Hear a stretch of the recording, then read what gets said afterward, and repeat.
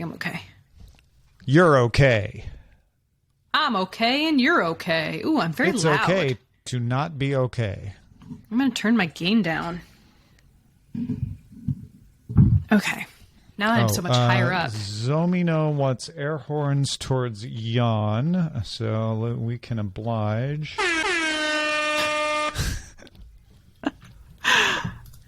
I don't think I have any air horns. Have that. Effects. I don't know what these effects do. I don't want to mess with my microphone settings right now. I'll mess it up. This just in. I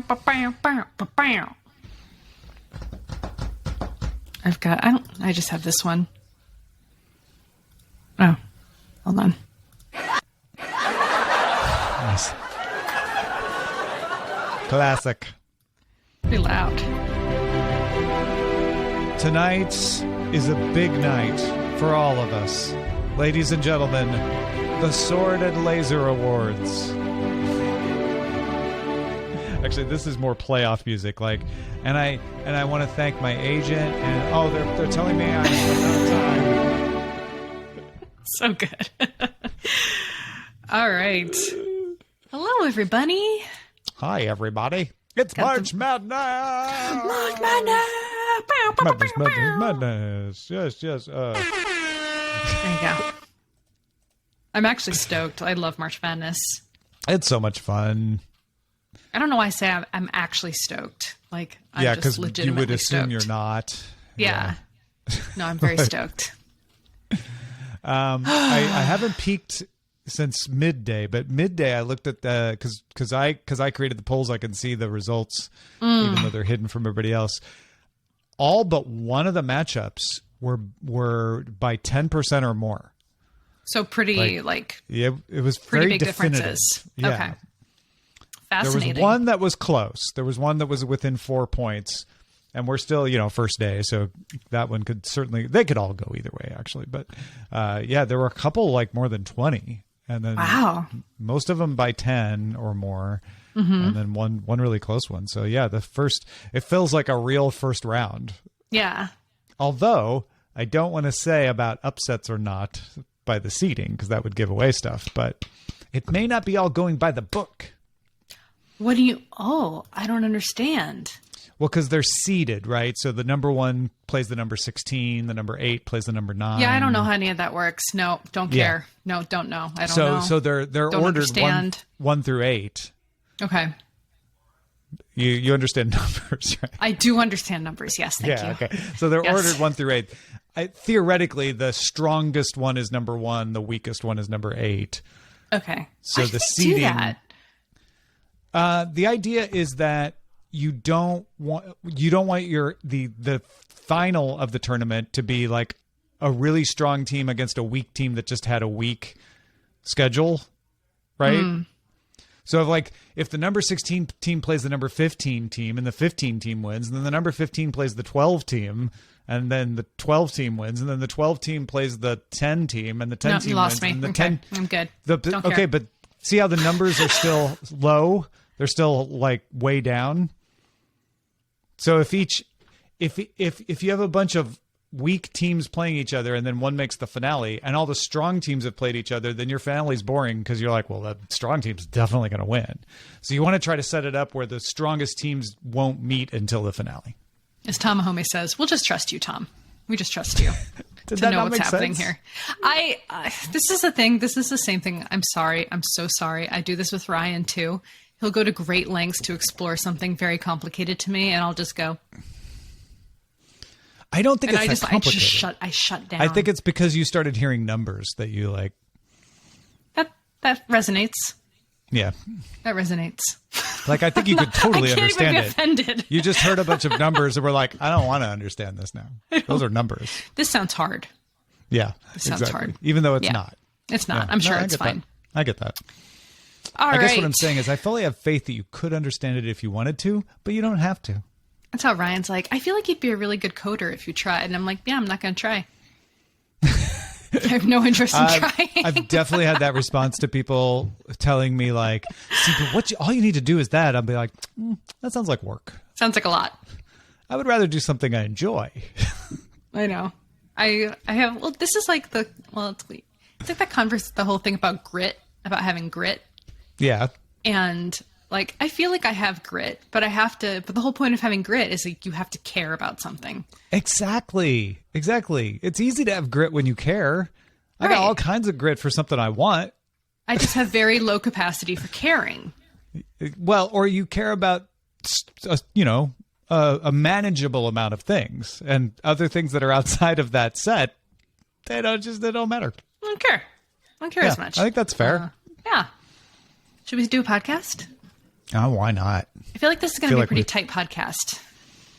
It's pretty, it's going to, just like the novella. It's just going to be a quick and easy. Bang, bang, bang. Yeah. I do want to spend some time going over the tournament entries, which could be a little longer than usual, but yeah. Oh, let's do that. That's fun. Yeah, I'm super into that. Let me just actually pull up the description of the Empress of Salt and Fortune, because I want to make sure I have all the names. The names. Smart. But I don't remember. I feel like I remember I read. Oh, there's a Wikipedia entry. Great. Yeah, you could get that from our book briefing too, if anyone out there is listening. Okay, cool. I'm good. It's a good idea. I'm going to do that too. Okay. Alrighty. Do we need to clap?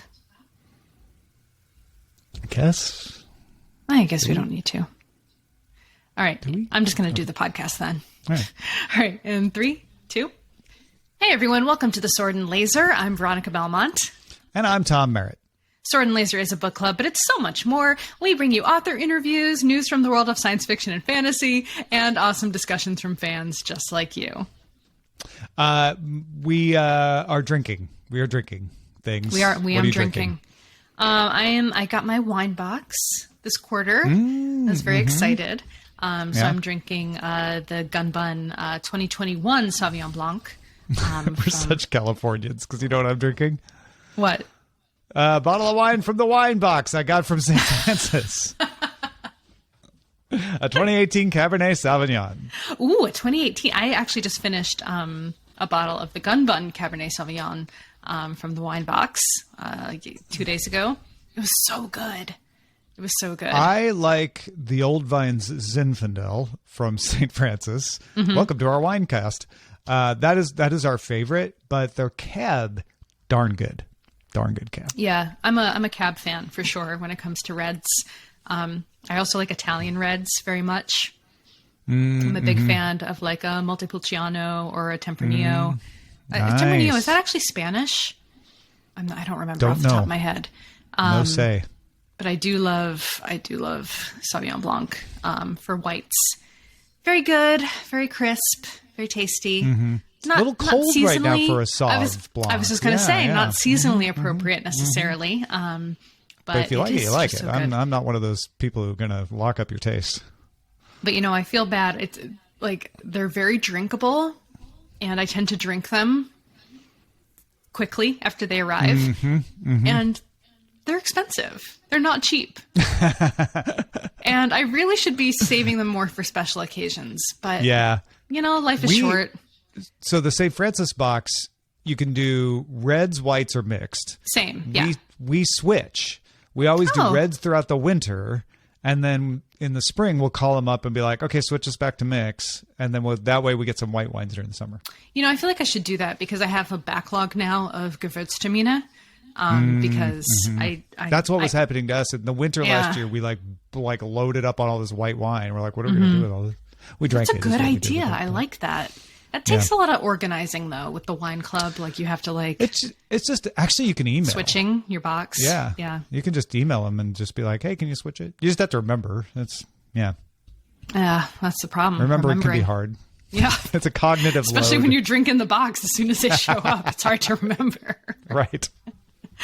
All right. Well, this is not a wine podcast. This is the Sword and Laser podcast. We've really got to get an author interview on here again sometime soon. I feel like a phony when I say that at the intro. These days. We have plenty in the backlog though. If people are dying for one, that's true. That's true. But yes, we should. Not that we shouldn't get new ones, but yeah. I don't think we're phonies. That's all I'm saying. I'll have to revisit the interview request Goodreads thread. Yeah. Oh, speaking of Goodreads, if you are a fan of Goodreads, there is a recent How I Built This episode with Guy Raz that features the founders of Goodreads. So Otis and Elizabeth Chandler. And I have known Otis for many, many years, 15, 16 years. And I didn't know a ton of his background and how he came to actually build Goodreads. So for those of you who don't know, I was an advisor of Goodreads back in the days before they were acquired by Amazon. And of course, Sword and Laser has been on Goodreads for many, many years. So I just thought it was a very interesting kind of, I love How I Built This. It's one of my favorite podcasts. And so I was really pleasantly surprised to hear them on that show. Nice. Well, now we have to put it in the show notes. Okay, I'll find it. I'll do it. You, I'll do the Quick Burns intro, and then I'll look for it while you read the first one, okay? Okay. It's time for the Quick Burns. Pew, pew. Folks, a Mad March has arrived. Every year in March, we run a tournament to determine the April book pick. And like some actual sporting tournaments, we often have to begin the March tournament in February, which is what we're doing. So it's underway. If you're unfamiliar, if you're brand new to Sword and Laser in March, it works like this. There are 16 books in a tournament. There is a sword group, 8 books in the sword group, and there is a laser group, 8 books in the laser group. Though this year, each group has one wild card book. So there's 7 sword, 7 laser, and then 1 wild card in each group. The wild card is something that is cross-genre. Like, it may be mainly fantasy, but also have sci-fi, maybe mystery, maybe horror. Oddly, I think the one that's in the laser group, it leans fantasy, and the wild card in the sword group leans laser. But they're wild cards. That's interesting. I actually found that the wild cards in fantasy leaned horror. No, I'm saying the one you picked seems to lean more. Yours leans more horror, you're absolutely right. Yeah. But it's less fantasy than laser when you think about it. Yeah. Because there's some science. Whereas the one I picked, it's got they both have elements of both, right? Because they're wild card, but mine does have more of a fantasy element. In fact, if you look at the categorizations on Goodreads, that's kind of how it breaks down. Anyway, the point is, there's a wild card. There's 16 books, and there are right now 8 polls up on Goodreads. So you can go to the poll. Each poll has 2 books in it. You vote for the book that you want to win the matchup between the 2 books. After the week is over, we take the winner of each poll and match it up against the winner of another poll. So next week we'll have 4 polls because there'll be 1 winner from each of the 8. And the week after that, there will be 2 polls. And then the final week, the last 2 remaining books go head to head. And the winner of that final poll becomes our April pick. It's all for fun, and often we use the tourney entrants to give us ideas for future picks, so even if it doesn't win the entire tournament, it might end up being read on the show anyway. And if nothing else, the 16 books competing are great potential additions to your to-be-read list. Yeah, it's so amazing. I always feel like it's going to take so much longer to do all the voting, and then it's like you blink and the voting's done.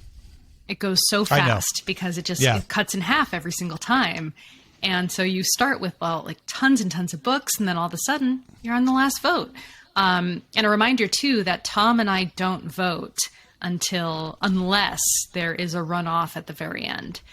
So we're not here. I don't even know. Tom's the only one who knows what the standings are because he created the polls. So he might tell me if something is looking interesting, but I like to kind of keep it very secret until the end, even for myself, because that's half the fun.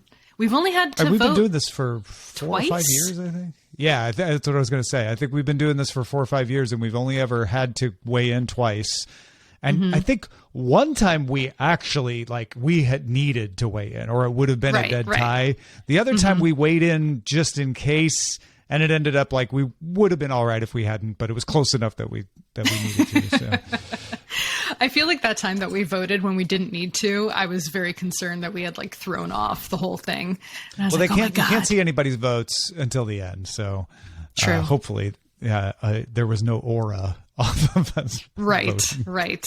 So I was super excited. Some great selections, some books that have definitely been up a few times. Always like to see some return entrants, and a lot of new ones too that are popular and hot. So I'm curious to see how the voting's going to go. If it's going to go for the classics that have been around for a minute, or if it's going to edge more towards the new kind of new hotness picks. On the laser side, the top seed is A Psalm for the Wild Built by Becky Chambers. That seems to have a lot of fans, although the one on the sword side, what am I looking at? No, not that one. What am I trying to find? Oh, Project Hail Mary by Andy Weir is on the laser side. That one also seems to have some supporters in our Discord. A lot of name recognition. Yeah. We also have a nice wide variety. There's like Waystation by Clifford D. Simek, so they're not all brand new. We've got Axiom Zen by Lindsay Ellis, Carpet Makers by Andreas Eschbach, Shades of Grey by Jasper Ford, Waystation. Oh, I said Waystation. Clara and the Sun by Kazuo Ishiguro, and Children of Time by Adrian Tchaikovsky, which we have read the Arthur C. Clarke children sci-fi book, but not the Adrian Tchaikovsky one. Did you update the website with the March Madness stuff too? Oh, yes. If you go to swordandlaser.com, click on March Madness, you'll get the current bracket. And actually, if you click through to Challenge, where I created the bracket, this year they let you make predictions. At some point, the predictions close. But yeah, you can try to like make your best guess of who's going to win the tournament. Wouldn't that be? That would be so fun to get to like bet to do bragging bets. Rights. Yeah, do a pool. Did you want to go through the fantasy stuff, or did you want me to? Sure. So for wait, okay, so how does this work? So there is 8. So I'm looking at if you click on the Goodreads link in our rundown, that will take you to Rob's list, which will show them to you very easily. See. Okay. I was looking at the website. Okay. Yeah, if you try to look at the bracket, it's harder. This is going to be hard because it has the titles of the books, but not the authors. Not if you do the Goodreads. If you do the Goodreads, it's just sword bracket, and then I can just read them if you want. No, it's got the titles of the books, but not the authors and the brackets. If you don't, you're looking at the poll. If you click on the Goodreads link in our rundown, it takes you to the posting that Rob made. You mean that thing that you said 3 times that I should do that would give me the right outcome, and I continued to not do that? Okay. Yeah. Got it. Okay, for the sword bracket. For the first matchup, we've got Rivers of London by Ben Aronovich and The Girl with All the Gifts, which was the wild card by M.R. Carey. Didn't we have M.R. Carey on the podcast once? I feel like we did. Anyway, match number 2 is Lord Fowl's Bane by Stephen R. Donaldson and The Library at Mount Char by Scott Hawkins. Match number 3 is Akata Witch by Nydia Okorafor versus The Jasmine Throne by Tasha Suri. And match number 4 is A Master of Jinn by P. Djeli Clark versus A Deadly Education by Naomi Novik. So I did not give you the matchups. You'll just have to go find the poll yourself if you want the matchups. But there you go.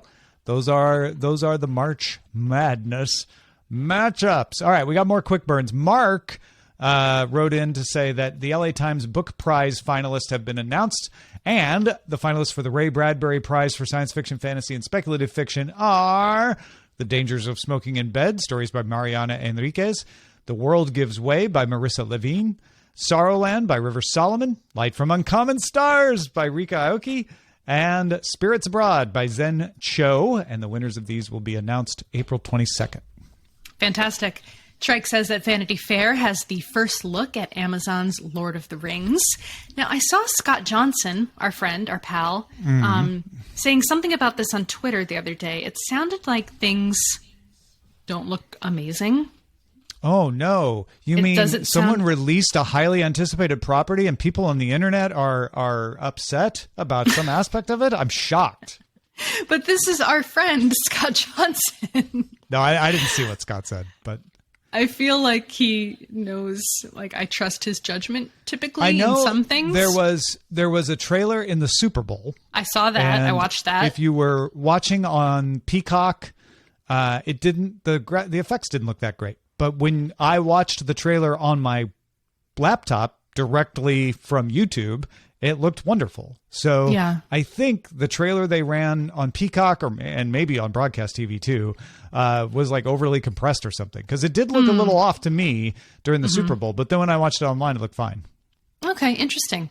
I'm excited. I'm still definitely going to watch it.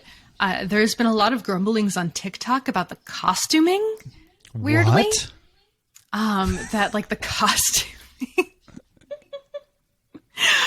Like the costuming doesn't make sense. It looks bad. I don't know. I'm literally like talking about one TikTok I saw. I'm sorry. This is not good journalism. That's what happens. This is a very instructive moment. This is a very instructive moment because this is what happens to all of us. We see one thing, one place. It creates an opinion. And it just sticks in your head. And then you think that's what's reality. And it may not be. Maybe it is. It may not be. Maybe it's not. Yeah. I'm excited I will watch about regardless. Yeah. I am. I'm sort of done with people being angry about stuff. Like there's a higher bar to get me angry about things and get me upset about things. I'm really burnt out on that after all these years. So I'm looking forward to it. I'm like, yeah, bring it on. Let me see it. Let me make up my mind. Oh yeah. I think it looks lovely. I'm not going to get upset about it before I've watched it. And I like that they're exploring an area that hasn't been explored before anywhere, really. It's not exactly the Silmarillion because they don't have the rights to that, but it's a lot of the same eras that are covered in the Silmarillion, and I'm curious to see how they treat it. And some characters that we would recognize from Lord of the Rings. I don't know what spoilerly. Younger versions. Yeah. So I don't want to. I was about to say, but you're right. You're right. If you're not going to, if you haven't read the article and if you're not, trying to keep yourself pure. You can read the article and find out, but there's obviously some long-lived people in Middle Earth and around, and it's nearby, and it's the tri-state area. So we'll see. But like you said, I will watch. Of course I'm going to watch. Are you kidding me? I'm right looking forward to it. Mm-hmm. Trip Kristen says Mary Robinette Kowal won the Skylark Award from the New England Science Fiction Association, an award given to people for significant contributions to science fiction. Congratulations. Well, I believe that is appropriate. Yeah, so are you kidding me? Oh my gosh. And such a not only an incredible author, but like a really wonderful person and such a leader of the community, like such a person who has been there through thick and thin to really guide the sci-fi fantasy community and be there to, just be awesome. Just a good person that wants to help and does. And I'm not just saying that because she made sure that I got into Worldcon that one year. Yep. When my registration got messed up. Yeah. This is one example of many. One example of many. Mark wrote that shooting for the HBO Max series House of Dragon has wrapped. House of the Dragon coming to HBO Max. That is the prequel to Game of Thrones that is based on the book Fire and Blood. So it's all about the Targaryens and how they became the rulers of Westeros. Before they were not sweet. They were no longer rulers of Westeros. Reporting. It's got Matt Smith in it. It does. Reporting live from the experience is our man on the street, George R. R. Martin, who says that he was informed that shooting has wrapped and that he has seen a few rough cuts of them and he's loving them. Goes on to say, of course, a lot more work needs to be done. Special effects, color tuning, score, all the post-production work. That's a good point. When production wraps, then you go into post-production, which is all the effects and stuff like that. Exactly. So very cool. Yeah. Are you, I know you just had this thing that you were saying. Diatribe about how I'm going to be positive about things. You just had a wee diatribe. I am definitely looking forward to it. I'm curious how they tell that part of the story, and I think it's smart to just jump away from all of the stuff of Song of Ice and Fire and give us something slightly different. Yeah, start fresh, new team, new actors, the whole spiel. Lots of interesting story there still to be told. So I'm excited. Showrunners, all of that. Yeah. Not that we're, new showrunners That wasn't new shade. I showrunners. just mean like the whole thing is a new production. Totally. Mark also says, if this is in fact the same Mark, okay, this isn't news either, but it's a handy list of all 42 Philip K. Dick Award winners and links to get a copy if you need to. A couple of these books are SNL picks, like Neuromancer and Altered Carbon. So it's just a list of 42 of the 42 Philip K. Dick winners. Yeah. How many have we read? 42, it should be a list of Douglas Adams books. But I got it. Yeah. Ho, ho, ho. Yep. Did we read Ramez Nam? Or did we just interview Ramez Nam? Pretty sure we just interviewed him. Okay. Okay. I recognize I'm trying to see. that one. So I have not read. The list goes. We read Neuromancer. Software by Rudy Rucker, The Anubis Gates by Tim Powers, Neuromancer by William Gibson. We have read that one. Dinner at Deviant's Palace by Tim Powers. Wow, Tim Powers just killing it. You're going to read all 42 of these? Homunculus by James P. Baylock, Strange Toys by Patricia Geary, 400 Billion Stars by Paul Macaulay, Wetware by Rudy Rucker. Jeez, these people are like winning all over the place. All right, I'm not going to read anymore because apparently Rudy Rucker and Tim Powers are just steamrolling the Philip K. Dick Awards for the first few years. In the 80s, they each won 2, yeah. I'm seeing if there's any more that I read, but you can continue on while I scroll through this list. I won't actually read all of them. Richard K. Morgan, Altered Carbon. Yeah, I think that might be it. That's the only 2 that you've read? That we read for Sword and Laser. Okay.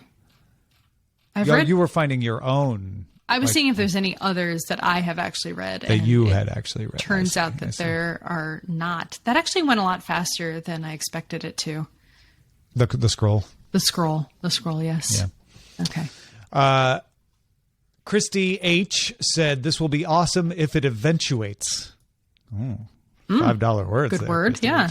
H. Christy H. says, a Rift War cycle series is once again in development. A new horror-focused company, sci-fi and horror-focused company, Six Studios, has picked up the rights to the first 6 Rift War books, meaning Feist's solo Rift War saga and the Empire trilogy. Those are the ones he co-wrote with Janie Wirtz. They're attempting to develop them into TV shows. So here we go again. Maybe this time. And in a little bit of vampire news, Count Zero, who I feel like maybe as a count has like a special affinity, perhaps, for vampire-related content, says, so in addition to the graphic audio adaptation of the first Vampire Hunter D novel, Audible has a more conventional audiobook of Vampire Hunter D alongside it, and they'll be doing a similar approach for the second book, Razor of Gales. No release date for Book 3, Demon Death Chase, adapted to the screen as Vampire Hunter D Bloodlust as yet. Yeah. Horror book. Horror. But, yeah. Horror. Horror. 2 R's. 3 R's, really, when you think about it. Well rated. Yeah. And there are also 2 R's in Count Zero. Coincidence? I think not. I think so. All right. Thank you for everybody who submitted to our Quick Burns thread. You can do so by either posting over on Goodreads or posting over on our channel on Discord. All right, well, now it is time for Barrier Sword, which is our feedback from the audience. And thank you to Doug.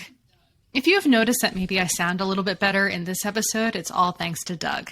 He says, hi there, love your show for years. Thank you. Met a million years ago. Anywho, I have been working at Logi and Blue for quite a few years, and that's Logitech probably, I would imagine, and wanted to drop some quick tips. New Blue microphone is side address, not top address. So if you speak into the front versus the top, it will sound way better. It is a confusing shape and everyone does it. Also, if you download the G-Hub software, I know it can be a tiny pain to download and install extra software, but you can use all kinds of great live filters with it, like a gate, EQ, compressor, etc. Also, if you have an NVIDIA video card, it will give even more features for you, like room echo noise or AI noise suppression. Thank you for all the great videos and book recommendations. You keep me reading and audiobooking. Doug, thank you. So I did all those things. I already actually had the G-Hub software for my Logitech keyboard that I'm actually no longer using because I switched over to the Apple keyboard and mouse.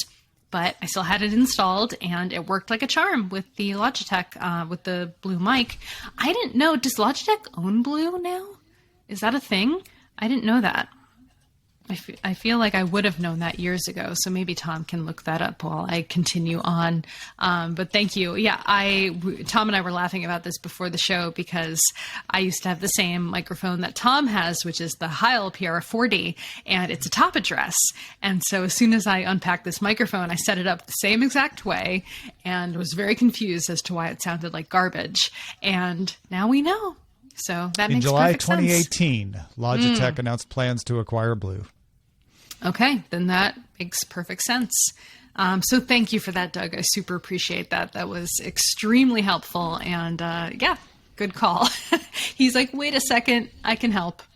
Ah, that was so nice of Doug. Jerry Perez over on Twitter points us to a TikTok video made by author Samantha Shannon, who wrote The Priory of the Orange Tree, which Veronica loved, where she says that she just finished her next novel set in the same world, and it's even longer. Oh my gosh, I'm so excited. Yeah, that was one of my maternity leave reads. Oh, was it? Yeah. And I had just heard so many great things about the book, and I was blown away by how incredible it was.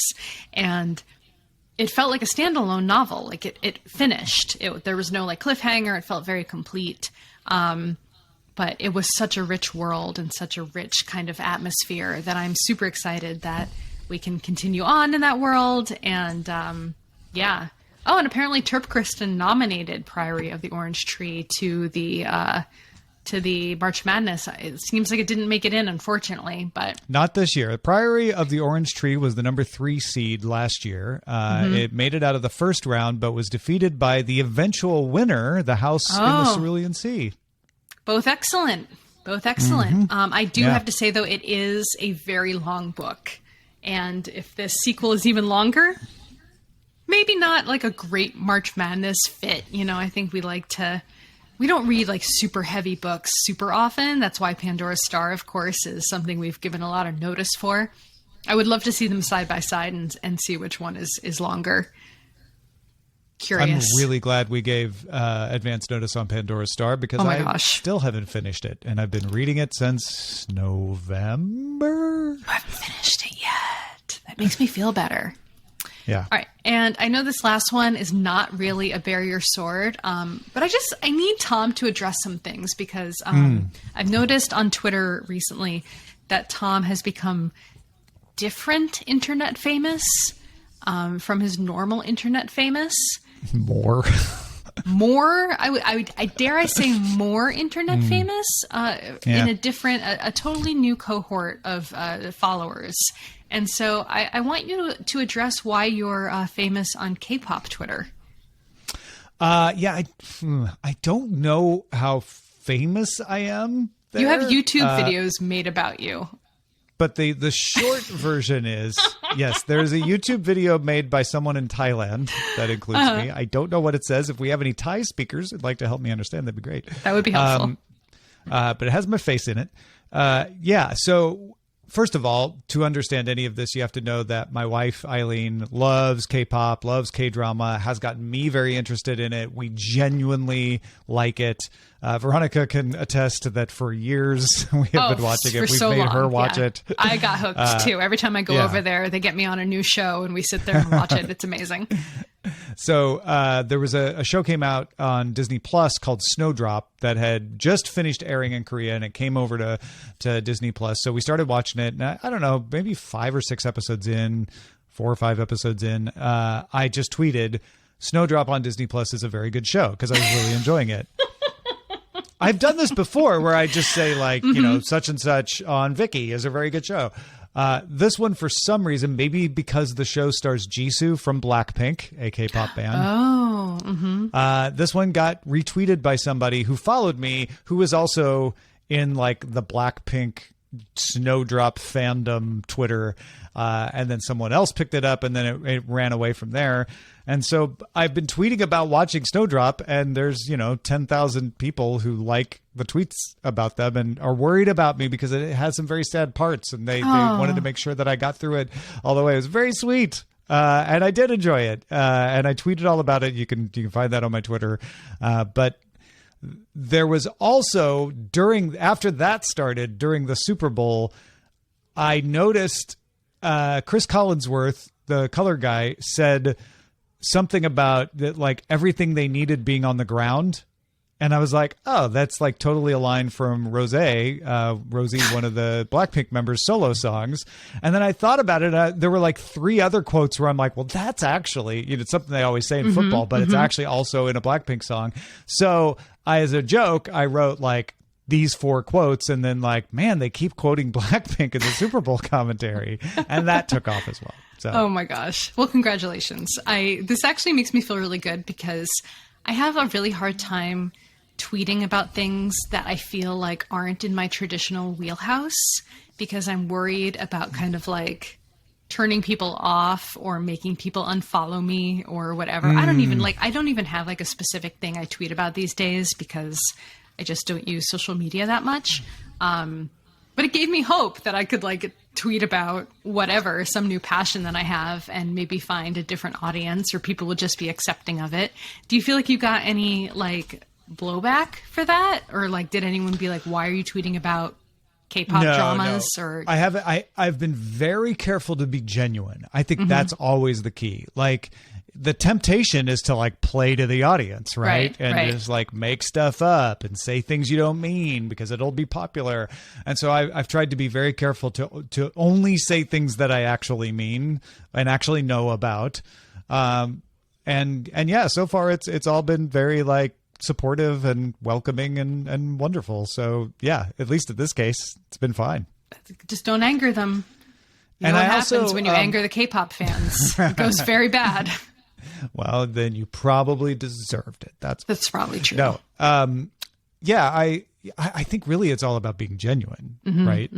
And so I wrote up in my newsletter on Friday, kind of my explanation of like, this is what happened. This is what I mean. So if you go to freetomnewsletter.com, you can read that from last Friday as well. Awesome. So sorry. I know that was off our normal sword and laser topic, but I wanted to address it because I was so fascinated. In case I leave sword and laser, you wanted to make sure that people understood why. Well, I was telling Tom he needs to start a podcast with Eileen about this stuff, and I think it would be huge.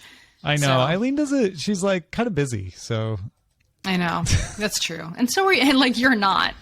But yeah, you guys are both busy folks. All right. Well, let's jump into the book of the month discussion. I mean, we're finally kicking off officially Pandora's Star, and then we're going to do a quick wrap up of The Empress of Salt and Fortune by Nghi Vo, which will be spoilery.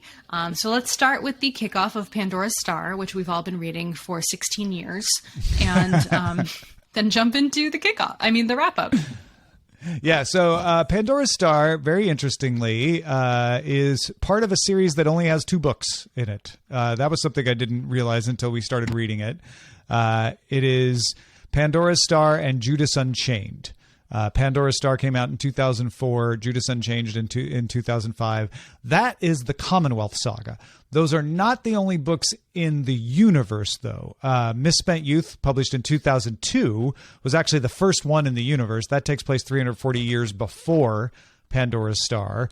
And then there's the Void Trilogy, which was published between 2008 and 2010, which takes place a few hundred years after the events of Judas Unchained.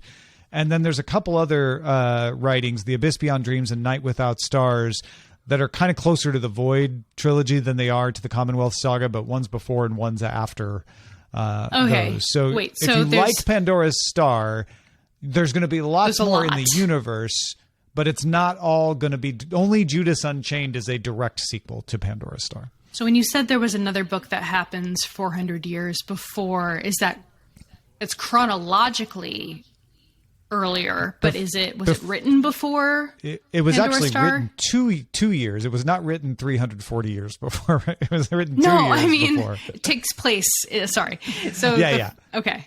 So it takes So essentially, place what it sounds like happened chronologically is that Misspent Youth was published in 2002, and then 2 years later, Hamilton published Pandora's Star, which is set 340 years after Misspent Youth. So it was written both earlier 2 years later. and it takes place chronologically earlier than Pandora's Star. Misspent Youth. Yes. Correct. Okay. And some of the same characters appear because obviously, like maybe. I don't know if that's a spoiler. Okay. There's definitely a lot of technology in Pandora's Star that can help people live longer than we live now. I have finished this book now so long ago. I feel like I'm on I have relifed a couple times since I finished it. But okay. And cool. Tamahome says some Pandora's Star characters do appear in the Void Trilogy. The Void Trilogy takes place several hundred years after Pandora's Star. Got it. Okay. But yeah, Pandora's Star, the premise, the book jacket copy, is that a star winks out of existence in a way that wouldn't be naturally caused. And so the Commonwealth, which is Earth-based but multi-planet organization, decides to investigate and send a spaceship to see what's up with that. Yep. That is such a brief explanation of a very long book that includes so many other things. What's up with that? Yeah. It is, as Tamahome says, it is epic. And I will go on to further elaborate. It is epic in the extreme.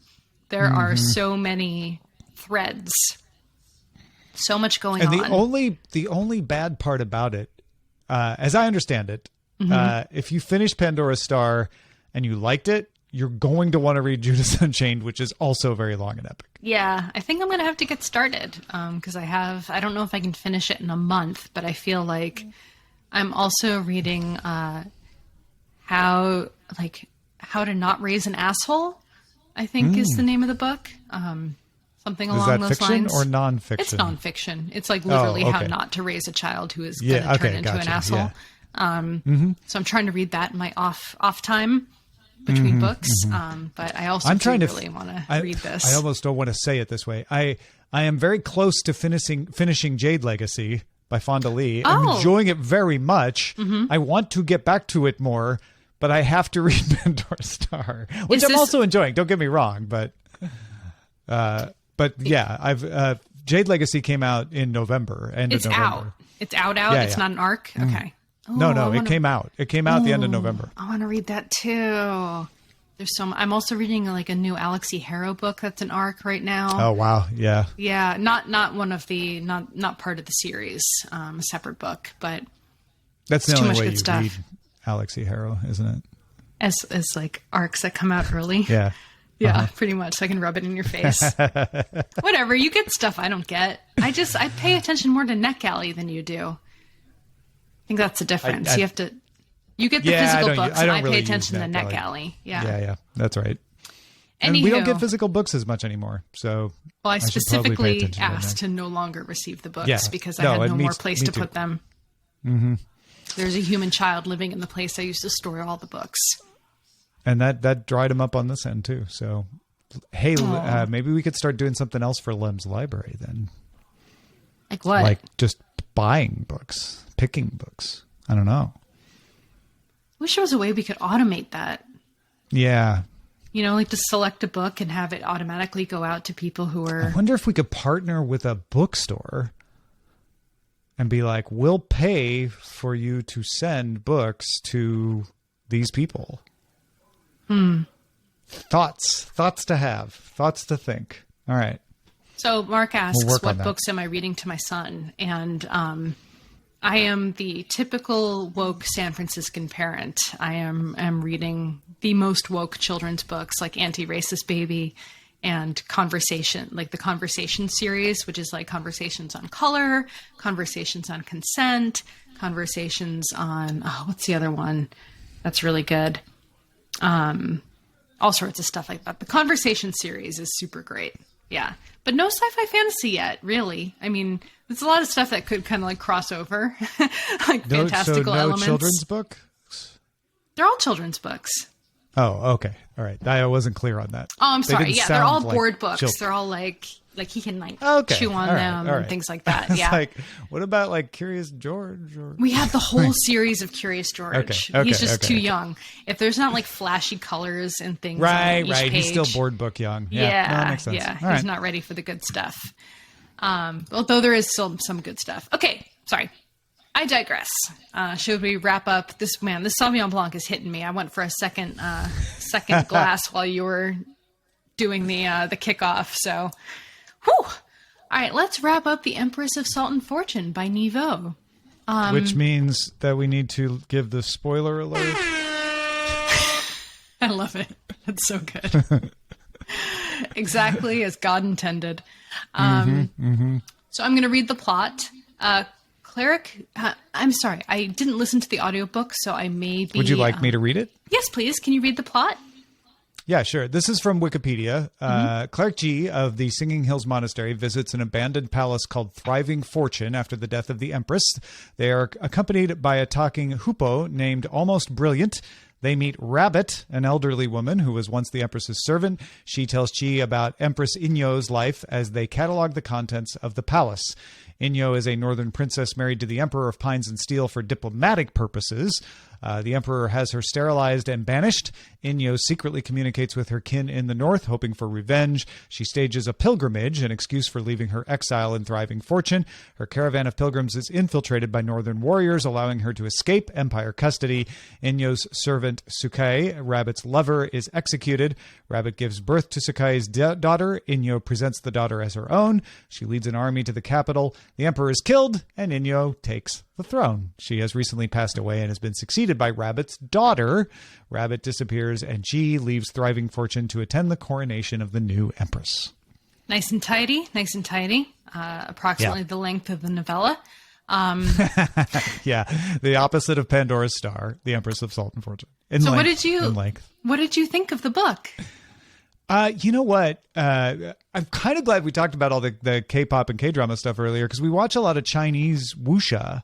You do. And a lot yes. of Chinese period pieces as well.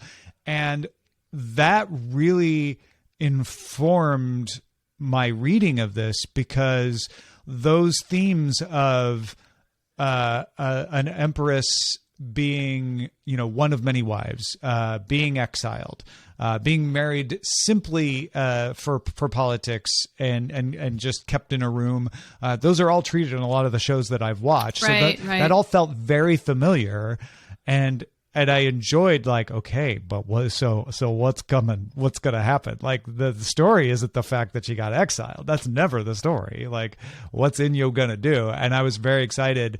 If anything, only sad that it came so close to the end that we see Inyo's plans unveil. But I love the way they were woven through so that you didn't even know they were there until they came to fruition. And you're like, oh, that's what the fortune telling was. That's what that was for. That's what, I so good. knew the fortune telling was some kind of secret message. Me too. I was like, it's something, but right. yeah. So that was pretty cool.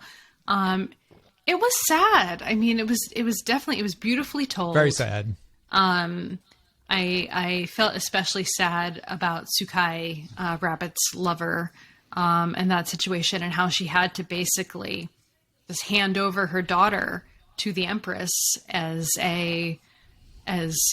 almost as tribute, to become the new Empress. And then, wait, how did they play that? Like, she said she had been, it was almost like a virgin birth.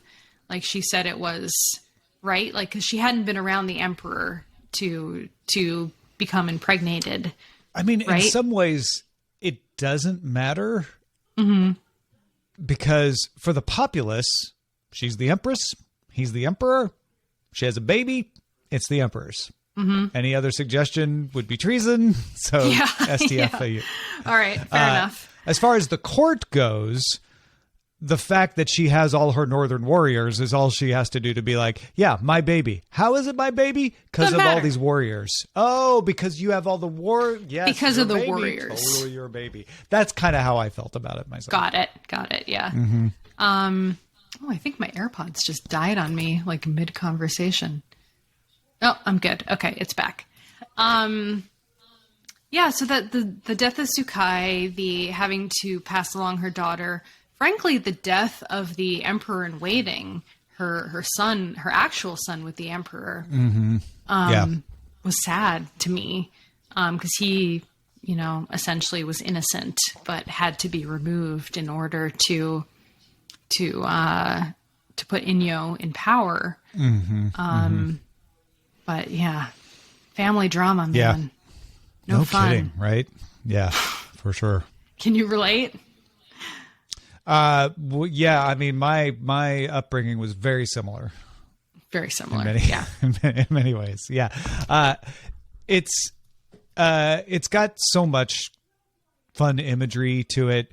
I like the device of telling through inventory. In fact, that would be one way I would say the audiobook is inferior to reading. Actually, save that. Save this because we have a thread about that, so I want to make sure. Okay, but I would just say that was a cool device that probably plays better in print than audio. Totally. Yeah, it was a little bit. Did you listen to the audiobook or did you read it? I did the audiobook, yes. Okay. Yeah, as did I. And it was the same. Oh, I talked about this in the last episode. It was the same narrator of our last book, Light from Uncommon Stars. So that was I was like, wait a second. And also, Pandora's Star is the same narrator as the other space drama that we other like noir-ish space drama that we also recently read, as she goes to Wikia to look at the prefect. Thank you, Tamahome. I don't even need the internet when Tamahome's in the audience. Thank you. Yes, the prefect. Same audiobook narrator there as well. So I think that's kind of funny that we've had these like back-to-back matching narrators as we go on. So we've got a double header here from Eric, who was a big fan of this novella, which is super cool. But he made a thread called Awesome Pick, Full Spoilers Within. And I wanted to read some of his thoughts. So he says, jumping back in with SNL for the first time in a year, I've been listening to the podcast, but this is the first time in at least a year that I've read along, and helped that it was a nice short novella. I think it's a great pick. I had absolutely no idea what I was getting into with the book. I had a copy from being a voting member of Worldcon last year, and I didn't go back to Goodreads to read what it was about. It unfolded in such a great way. First, we're introduced to the cleric, and it seems like maybe it's going to be a ghost story or something scary like that. And then we meet Rabbit and learn about the cleric's job of documenting everything unknown about the Empress that the book is named after. I think it was also neat that the book isn't really about the Empress, even though the novella is named after her. Interesting. He goes on to say that the story unfolds and we see through various twists and turns how the Empress and Rabbit make the most of their exile. And I loved Rabbit's struggle about how much to tell the cleric, even though it could topple everything that she and the Empress worked for. Everything about it tickled me. I loved the framing story of the cleric being told a story while also documenting all the objects found in the house. I love the small details that filled in just enough of the world that it left me hungry for more. And it's all in a tiny package. I started just a few days ago reading a chapter or two at lunchtime, and I finished today. So great! What does everyone else think? I thought that was really nice. Yeah, I like this description of it. That's why I'm so silent. I have nothing to add. Eric summed it up perfectly. And yeah, what is this the one that you were saying was about the inventory, or is there another one? He did mention the inventory there. Yeah, to kick off that discussion. I loved that too, and I feel like I really wanted to see it. Every time they started reading it off, it just felt like a list in audio. But I would get it, and I would be like, oh yeah, no, this is the inventory list, and I'd have to rewind. That was one of the few times I'd have to rewind and be like, no, I want to pay attention to what's in the list. And if I'd been reading it, I just would have scanned it and be like, okay, what's significant about these items to the story so far? Yeah, that's like opposite of me. I felt like with the audiobook, I just listened to it one time and kind of moved on from it. And I feel like if I had been reading the book, I would have looked at it a lot longer or kind of sat with it a little bit. I think we're agreeing, which is with the audiobook, it just kind of goes past, and you have to make an effort if you want to get more out of it. Whereas when you're reading, it's easy to just kind of like ponder it a little bit. And then Gregory and Eric also had a collection of great quotes that I thought would be fun to read. So Gregory points out his favorite quote, which is, "Honor is a light that brings trouble. Shadows are safer by far." And then Gregory has another one. "Those who bear children hold the keys to life and death, and their ill wishes are to be feared." That's right. Fear me. Yeah, I feel that way about Veronica, so. Fear me. Honestly, like that kind of stuff, I kind of hate it. Like I kind of hate the whole concept that like people are special for having children or have like a better understanding or different understanding of the world. Maybe different understanding. Different is for fair. Sure. Yeah, different is I think fair. That's true. Yeah. But yeah, different perspective, I guess. And then another one that Eric liked was, "The wild artist put a special emphasis on the word free. The water and flower districts, where every sensual pleasure commands a price, and nothing is more embarrassing than getting a kiss for free, as if it were charity." That one really does sum up a place so efficiently, where you're like, oh, know exactly what this means. Totally. Actually, I want to click on, I feel like I captured some quotes from this book myself. I'm trying to see if I can find them on Goodreads or not. If I saved them, I don't know. While you do that, let me read Eric's other post, Sure. Which is other sci-fi and fantasy stories with similar jobs. Early on, we learned that our protagonist's job is to record true history. Their monastery contains information that could topple many dynasties. This made me think of Brandon Sanderson's Mistborn series. In the original trilogy, the Terrace have taken it upon themselves to become experts on all knowledge. Each member of the ethnic group has a particular subject they study. Via part of the magic system in that book, they're able to store all they recall with near-perfect fidelity. This made me think, what are some other science fiction and fantasy stories in which a major or minor character has the job of recording all of history and or knowledge? Jackie pointed out Fudoki by Keys Johnson has a noblewoman paring down her belongings before moving to a monastery, and her attention to physical artifacts reminded her of this book. Katie mentions The Deep, where only one person holds the memories of a whole culture. Seth points out Seven Eves. There's that sect in Seven Eves of post-apocalypse humans that have a group of people assigned to sections of the encyclopedia. Fahrenheit 451 came to Isaac's mind as almost a counterexample, I think. I think what Empress of Salt and Fortune is alluding to is a very common practice in multiple cultures of controlling literacy, because if you can write stuff down, it can be used against you. Right. Which is why religions and monasteries in many, many places of the world were put in charge of writing, because they could keep a secret, basically, and you didn't want the populace to write. Those are the first places that become destroyed during a power change or a power struggle, because they're the holders of the history. Yeah. If you rule by ignorance, you got to keep the knowledge down. So that's a real part of human history that I think informs a lot of these stories. It's a really good point. So overall, for me, beautiful story, beautiful book, short and sweet. Really packed a lot in there. I feel like I want to read more novellas after it, actually. Like, it made me excited to kind of dig more into that space where you get to just really, like, it's like a bite of an apple, you just get like this like taste of something, and there's more. It's a peach blossom. That's very romantic. You gonna write about that for your beautiful on your Twitter? No, I'm not gonna write about that on my Twitter. All right, everyone. Thank you so much for listening. We have kicked off Pandora's Star. That is going to be our March read. At the same time, we are doing... My toe hurts from kicking it off. Oh, my God. Because it's so heavy. Yeah, exactly. It's just like a huge monolith. So we are kicking off Pandora's Star. And, of course, we are in the middle. We have started March Madness. So start voting. The first voting brackets are votes up. If you want to have some power, if you feel like Veronica and Tom have too much power in this picking process and you want to wrest back control, now is your chance. Of course, we can you're saying override all of you if we want to. We're not going to do that. We could. We You're saying the tournament is our monastery. Is that what you're saying? That's good. We could totally just rewrite history and say voting. Since when is this a democracy? This is not a democracy. March, you must be mad. Exactly. That's what it means. But our show is currently entirely funded by you, our patrons. At the end of the day, you hold the power. You hold the true power. And you can help fund us over at patreon.com/swordandlaser.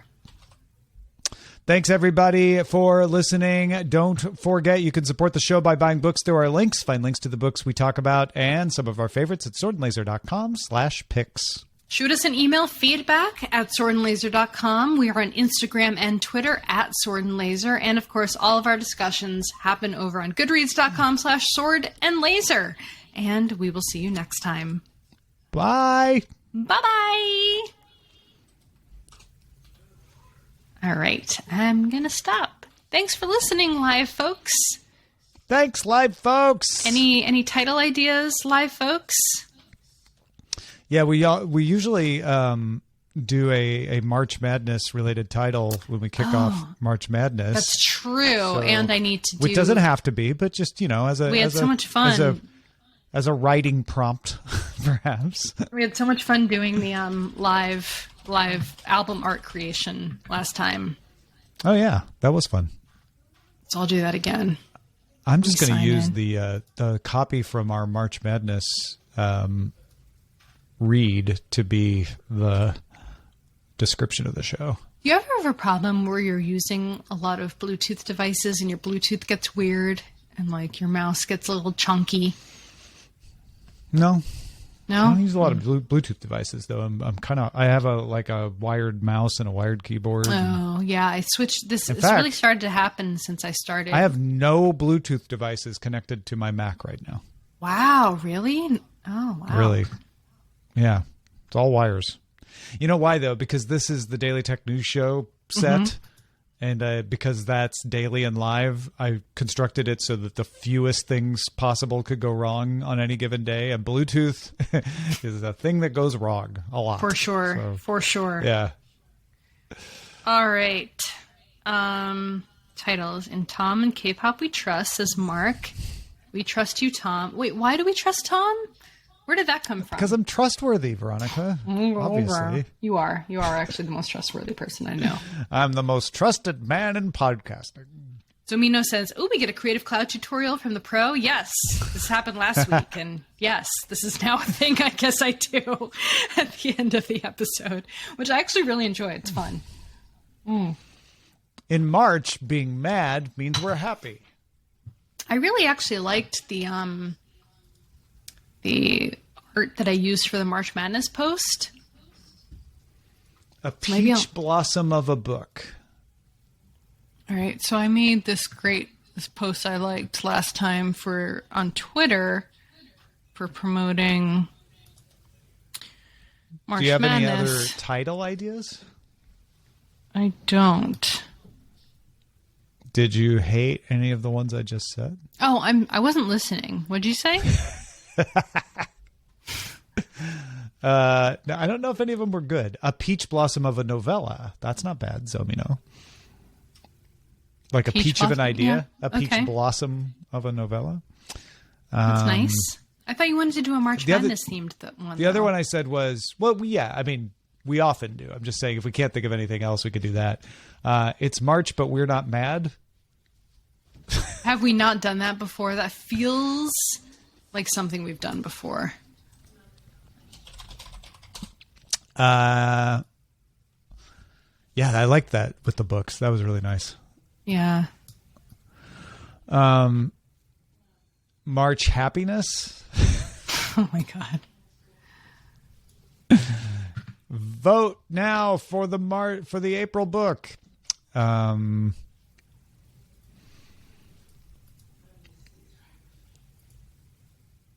Our March tournament is on. We could just go with a, descriptive title.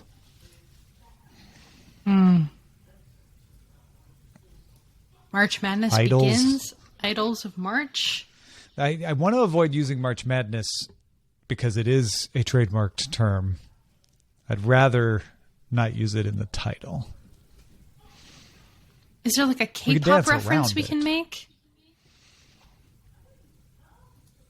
Is there like a what? K-pop joke? I don't know. You're the expert. We can't do flavor profile again, Tamahome. That doesn't make any sense. We did that last time. I do kind of like a peach blossom of a novella. Tom's bias is sci-fi, I guess. You know, because bias is your favorite member of a. Oh, that's a bias joke. is your favorite member of it. See, yeah, that's the problem. It's true. We're gonna leave somebody out if we try to force it. You can't leave me out. Let's go with a peach blossom of a novella. All right.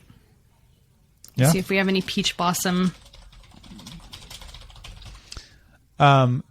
You should be able to find a peach blossom, right? I don't know. I know what a cherry blossom looks like. I don't know what a peach blossom looks like. They're almost exactly the same. Are these the same? Are these what they look like? Yeah. Yeah? They look like cherry blossoms? Yeah, they do. Are you sure? Yeah. All right. Their flowers are very similar. Okay. I have a apricot. No, nectarine. Mm-hmm. Anyway, it's peach-like fruit tree in our neighbor's yard, and it looks the same thing. They're all similar. Okay. Stone fruit trees. They all have the same blossoms. Got it.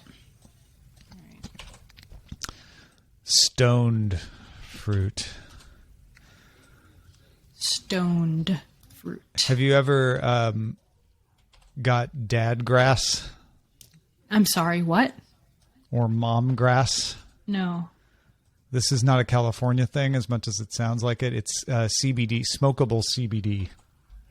So marijuana? No, CBD. CBD is not marijuana. THC is marijuana. CBD is also in marijuana. CBD comes from the same plant, comes from hemp. THC but it's is not, just a different... THC is what gets you stoned. CBD is an oil. It's an element that can relax you, but it's not illegal and it's not addictive. THC is illegal in some states still. Okay. I can agree with that. I suddenly got very drunk. I don't know what happened. I've had like a glass and not even 2 glasses. It's that second glass, man. And all of a sudden it hit me. Oh my God. Okay. What is the title? A peach blossom. It's in the doc. Of a novella. Okay. A peach. I'm just going to copy it. Apparently I'm too inebriated to remember. Wow. Because you're too sauced. I'm soused. I went to a birthday party last week and on Friday night, and the birthday girl went to the bathroom, and while she was in the bathroom, I left to go home. And later I was like, I'm so sorry. Like, I don't know what happened. Like, I left. I guess I was kind of buzzed. I had 2 drinks. And she was like, yeah, that's you. And I was like, wait, which part is me? That I like Irish goodbye or that I like get drunk after 2 drinks? And she's like, you're a lightweight. Oh, no. I was like, oh, man. Okay. I've never thought of you as a lightweight. I thought of you as a middleweight. You're not like a heavy drinker, but I've never thought of you as a lightweight. I drink regularly, I would say, but a little each time. Mm-hmm. Yeah. Like I have like a glass of wine, like, every couple days. Now, how old is this person that you're talking about? She's a little bit older than me, but in my... Oh, okay. So, yeah. She's like... I was like, if you're talking to somebody in your 20s, you're probably a lightweight because they're like drinking a lot more back. No, she's a little more... That's not what we're doing. Partier than I am. She's grizzled. I don't think she would like to hear you call her that. No, of course. No, I know. I don't mean it. I don't even know this person. I shouldn't be saying that. I don't think you've met this person, actually. All right, I need something cute. Well, when I think of people our age drinking, and when I say our age, I mean, I realize I'm, spanning several decades, but I think of them as more grizzled veterans. Grizzled veterans. Yeah. Let's see if this font looks good. That's pretty cute. But I don't want it to be black. See, you're behind oh yeah, that's nice. I like how it did the number. Like instead of doing the hashtag, it changed it. It changed it to NO like that. That's cute. Oh. I've never seen that. I didn't know Adobe Fonts could do that. See, y'all are learning with me. Look at that. This is how we learn. This is how Veronica gets better at her job. This is how I do it. This is how I do it. So, Count Zero Or made a comment about the graphic audio adaptation of Vampire Hunter D, that now that it's a book, it could be considered as a pick for Sword and Laser. And I was like, that's not actually how it works. I'm very surprised you picked that as a quick burn. That felt very out of our normal. I realized after we stuff. were reading it that I was like, that's why I said that's horror. I was like, oh yeah, we normally don't include those. Yeah. How do we like this? Cute. Did I put little icons of peaches? Kyonta. Oh my god, Tom. What? I love your new life. You have a whole new life.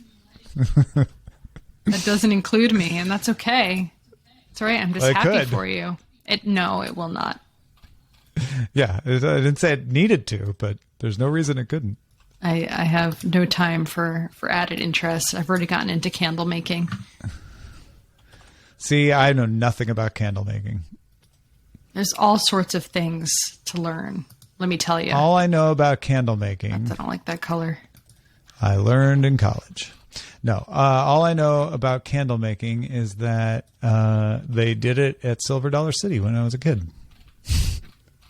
Do I need this peach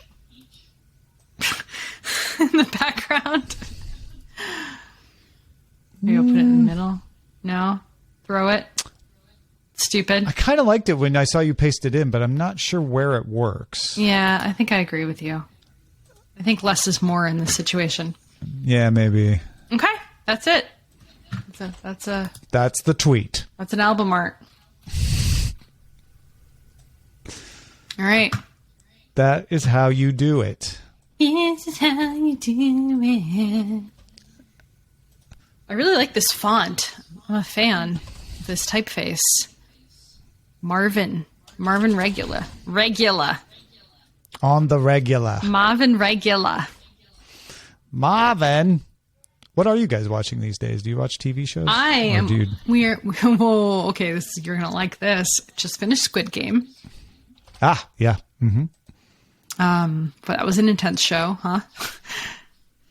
Yeah. Very, very Netflix. Very not traditional. My favorite part was the Americans. And they're like, how stupid they sounded and talked. And the writing was so... I don't know why, but whenever Korean dramas have English, like European or American characters, they always get these like Dutch people. Is that what it was? Is that why they sounded so weird? I don't know, but they're always like Euro people with like weird accents, and I'm sorry, but they're never very good actors. Like the Korean actors are great. Yeah, but they always get these people to play Americans or to play Europeans who are like, I'm like, really? That's the best person you could find? So I was not surprised that I'm like, oh, okay, here come the horrible actors. Like, yeah, it was shockingly bad. Like it was so funny. It's pretty good, pretty typical. Yeah. Like I was like, and they always have the weirdest accents. Yeah. And so that's so funny that you say that. That makes me feel very validated because the idea, and I don't know if this is true, but the fact that you said that they get a lot of like Dutch actors to play Americans. I don't know if it's Dutch or what's going on. Scandinavian thing, but there are always people who talk like this. Yeah. And it's like, you know how like Dutch, like if you don't Korean, listen to it right, it almost sounds like English that you can't understand. Oh, yeah. It felt like that. It's very close, yeah. or like how German is sometimes almost English if you like don't use the German accent. It felt like that a little bit. Yeah, but I'm watching, so we finished Squid Game last night. I'm watching Love is Blind 2, which is did you do hilarious. Did you do Squid Game dub or subtitles? Subtitles. Okay. There's a dub version? I prefer it that way. Yeah. Yeah. Yeah. I thought that was better. I think it's a better translation myself.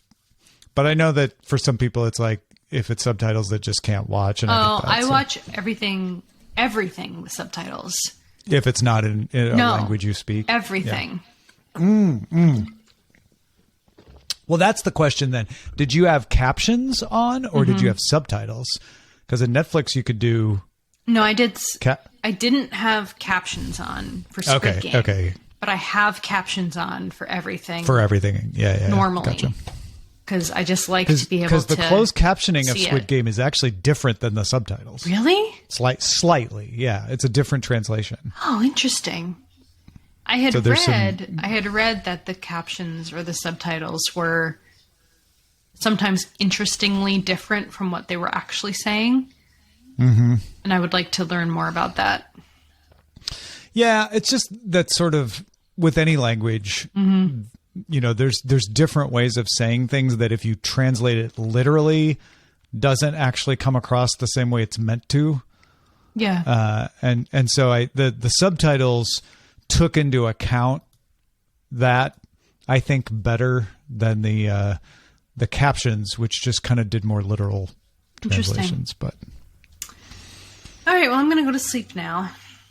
Okay. Because I'm drunk. Well, you should take. Did you take us off the air? No. Okay. Well, let's say goodbye. Goodbye, everybody. Love you. Thanks for being here. Thanks, See you later. Thanks, Tamahome. Thanks, Mark. Thanks, see you everybody. next time. I don't know who else is still in line. I think it's just us. Hugs. Us chickens. But we'll see you, Android. That makes more sense than Android. We'll see you next time. Bye. Bye.